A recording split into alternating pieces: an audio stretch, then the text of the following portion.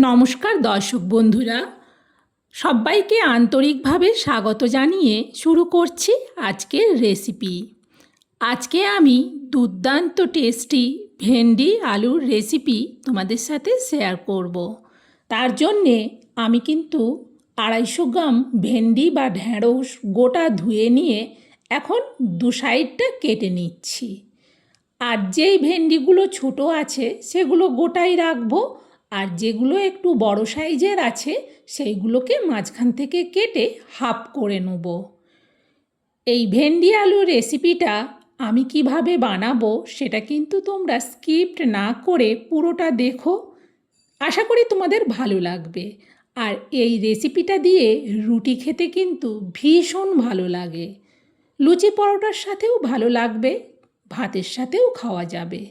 আজকে কিন্তু আমি এই রেসিপিটা বানাচ্ছি রুটিতে খাওয়ার জন্যে। সব ভেন্ডিগুলো আমার কাটা হয়ে গেছে। এখন আমি এই ভেন্ডিতে দেওয়ার জন্যে নিয়ে নেব দুটো আলু। আলুগুলো আমি আগের থেকেই খোসাটা ছাড়িয়ে যখন ভেন্ডিগুলো ধুয়েছিলাম তখন আলু দুটোকেও কিন্তু ধুয়ে নিয়েছিলাম। আলু দুটোর সাইজ মিডিয়াম, সেই জন্য দুটো নিচ্ছি। এবার এই আলুটাকে আমি ছোট ছোট করে কেটে নেব। ঠিক ভেন্ডিগুলো যেরকম আছে সেইভাবে আমি মিডিয়ামভাবে কাটবো, না খুব মোটা মোটা না খুব পাতলা পাতলা। দুটো আলুকেই একই রকমভাবে কেটে নিচ্ছি। আজকের এই ভেন্ডিটা সত্যিই বলছি ভীষণ টেস্টি হয়, আর বানানো কিন্তু ভীষণই সহজ। আলুগুলো কেটে নেওয়ার পর একটা জলের পাত্র নিয়েছিলাম, সেই জলের মধ্যে আলুগুলো দিয়ে আরও একবার ধুয়ে নেব। এতে করে আলুটা কিন্তু সাদাই থাকবে, না হলে আলুটা কেটে যদি 2-4 মিনিট রেখে দেওয়া যায় আলুটা কিন্তু লাল হয়ে যায়। জল থেকে সব আলুগুলো তুলে নিলাম। এখন যাব রান্না করতে। সত্যিই বলছি ভেন্ডি আলুটা এইভাবে বানালে ভীষণ টেস্টি হয়। অনেকেই তো ভেন্ডি আলু বানাও, আমি কিভাবে বানাই সেটা কিন্তু পুরোটা দেখো। চলো তাহলে এবার সব বন্ধুরা রান্নাঘরে যাই।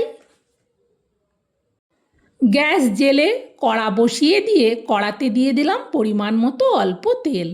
এবার খুন্তি দিয়ে তেলটাকে কড়ার উপর পর্যন্ত করে নেব। ততক্ষণে কিন্তু তেল খুব ভালোভাবে গরম হয়ে গেছে। দিয়ে দিচ্ছি অল্প 5 ফোড়ন। 5 ফোড়নটাকে 1 মিনিট ভালো করে ভেজে নেব। যতক্ষণ না ফোড়ন থেকে সুন্দর ভাজা গন্ধ বেরোয় ততক্ষণ কিন্তু ফোড়নটা ভাজবো। ফোড়নটা ভাজা হয়ে যাওয়ার পর দিয়ে দিচ্ছি আলুগুলো। সব আলুগুলো একেবারে দেওয়ার পর এবার ভালো করে খুন্তি দিয়ে আলুগুলোকে উল্টে পাল্টে নাড়াতে থাকবো। তেলটা খুব ভালো করে গরম হওয়ার পর এখন কিন্তু আমি গ্যাসের ফ্লেমটাকে মিডিয়ামে করে দিয়েছি। দেখো আলুগুলো কতটা সুন্দরভাবে কালার হয়ে কিন্তু ভাজা হয়ে গেছে।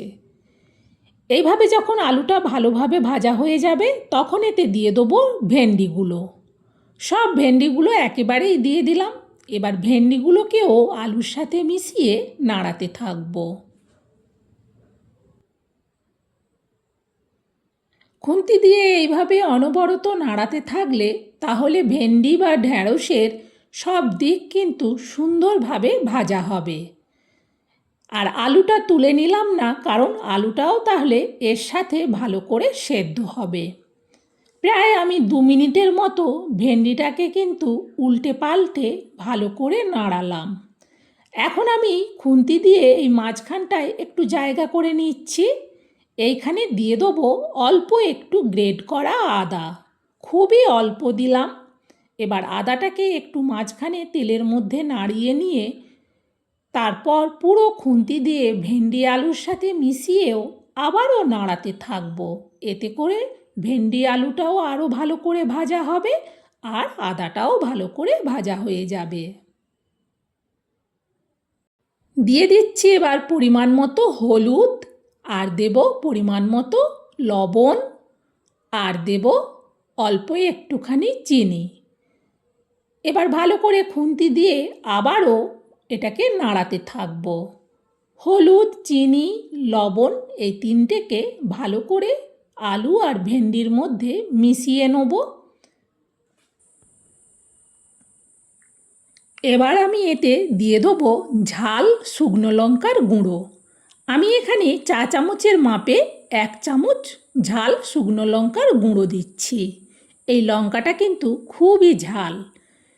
লঙ্কাটাকে একটু তেলের মধ্যে ভেজে নেওয়ার পর পুরো ভেন্ডি আর আলুর সাথে মিশিয়ে আরও 1 মিনিটের মতো আমি ভেজে নেব। এবার এতে দিয়ে দেবো টমেটো পেস্ট। সেই জন্য মাঝখানটা একটু জায়গা করে নিলাম। একটা বড় সাইজের গোটা টমেটোর পুরো পেস্টটাই দিয়ে দিলাম।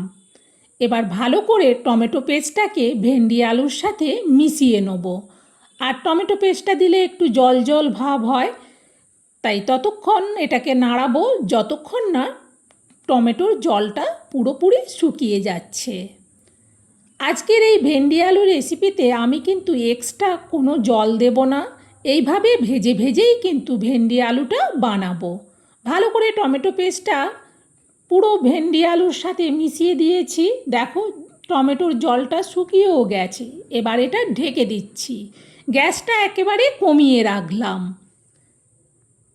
প্রায় মিনিট 3 মতো বাদে আমি কড়ার ঢাকনাটা সরাচ্ছি। সুন্দরভাবে কিন্তু টমেটোর জলটা শুকিয়ে গেছে। খুন্তি দিয়ে ভালো করে এবার ভেন্ডি আলুটাকে উল্টে পাল্টে নাড়াবো আর দেখে নেব আলু সেদ্ধ হয়েছে কিনা। কারণ দেখে বোঝাই যাচ্ছে ভেন্ডি সেদ্ধ হয়ে গেছে। এবার শুধু নাড়িয়ে দেখে নিতে হবে যে আলুটাও সেদ্ধ হয়েছে কিনা। সুন্দরভাবে কিন্তু আমার ভেন্ডি আলুর রেসিপিটা হয়ে গেছে। এটা কিন্তু ভীষণই স্পাইসি হয়, ভীষণই খেতে ভালো লাগে। তবে ঝালটা যে যেমন পছন্দ করো সে সেই অনুযায়ী লঙ্কা দিও। ভেন্ডি আলুর রেসিপিটা পুরো রেডি, আর এটা কিছু করতে হবে না। এবার শুধু এটা নাবিয়ে নিতে হবে। চলো এটা নাবিয়ে নিই। নাবিয়ে এরকম বড় একটা স্টিলের প্লেটের মধ্যে পুরো ভেন্ডি আলুর রেসিপিটা রেখে দিচ্ছি। সত্যি বলছি বন্ধুরা, সম্পূর্ণ নিরামিষ এই ভেন্ডি আলুটা রুটিতে একবার বানিয়ে খেয়ে দেখো। মনে হবে এই ভেন্ডি আলুটাই এখন 1 সপ্তাহ বানিয়ে খাই। এটা এতটাই টেস্টি হয়। বন্ধুরা, আমার এই নিরামিষ ঝাল ঝাল ভেন্ডি আলুর রেসিপিটা আমি যেভাবে রান্না করে তোমাদেরকে দেখালাম, তোমাদের কেমন লাগলো আমার এই রান্নাটা সেটা কিন্তু কমেন্টে জানিও। আর ভালো লাগলে একটা লাইক দিয়ে আরও রেসিপি শেয়ার করার উৎসাহ বাড়িয়ে দিও। আর তোমরাও এটা শেয়ার করে দিও। ভেন্ডি আলু অনেকেই বানিয়ে খায়, তবে আমি কিভাবে বানালাম সেটা যাতে সবাই বানিয়ে খেতে পারে, খেয়ে দেখবে ভীষণই টেস্টি একটা রেসিপি। আজকের মতো রেসিপি শেষ। আবার অন্য দিন অন্য রেসিপিতে দেখা হবে। ততক্ষণ তোমরা সবাই ভালো থেকো, সুস্থ থেকো।